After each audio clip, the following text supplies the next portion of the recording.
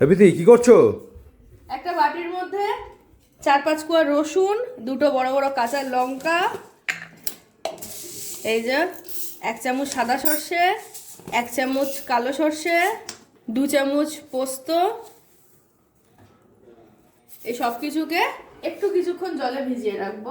Gas on করে তাতে দিয়ে দিচ্ছি সর্ষের তেল।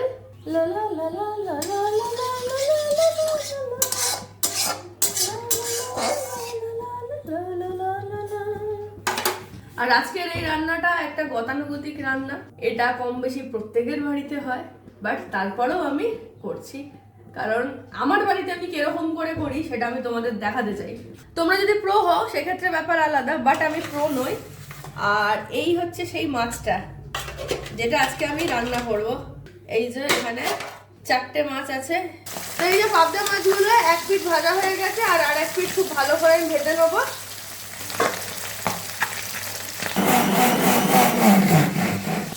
তো মাছ ভাজা কমপ্লিট।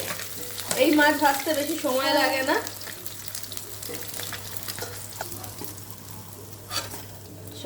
এবারে যেটা করব, তেলের মধ্যে দিয়ে দেব এই যে কালো জিরে, আর দিয়ে দেব হলুদ, আর সাথে সাথে দিয়ে দেব এই যে পেস্টটা বানিয়ে রেখেছিলাম সেই পেস্টটা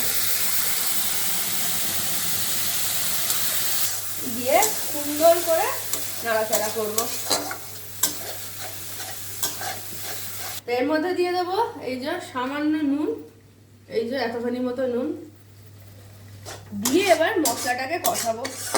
অনেক হয়তো সর্ষে পোস্ত কষাও না, বাট আমি এই সর্ষে পোস্ত রান্না হলো মোটামুটি কষিয়ে নিই, আর যখন তেলটা সেপারেট হয় তারপরে জল দিই।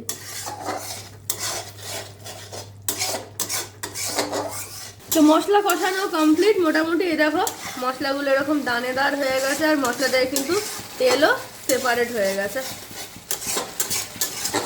এর ভেতর দিয়ে দেবো সামান্য জল। তো জল ফুটে গেছে, আর এর মধ্যে একে একে মাছগুলোকে ছেড়ে দেবো। তো এইভাবে গ্যাসের ফ্লেমটা একটু কম করে ধীরে সুস্থে ফুটিয়ে নেবো, তাহলেই ব্যাস পাবদা মাছ রান্না তৈরি। এই মাছ রান্না করতে বেশি সময় লাগে না, ওই জন্য এটা আমার ফেভারিট মাছ। তো ঝোল কিছুক্ষণ ফুটে গেছে, এবার এর ভেতরে আমি দুটো চেরা কাঁচা লঙ্কা দিয়ে দেবো।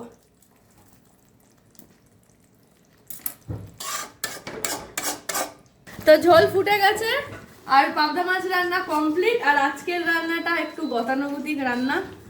তো মোটামুটি সব বাঙালি বাড়িতেই এই মাছটা রান্না হয়ে থাকে। মাছ এরকম ফসকে যাচ্ছে কেন আমার হাত থেকে?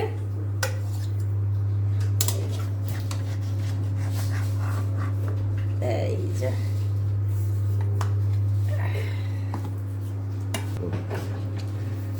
এবার ঝোলটা ঢেলে দিলাম।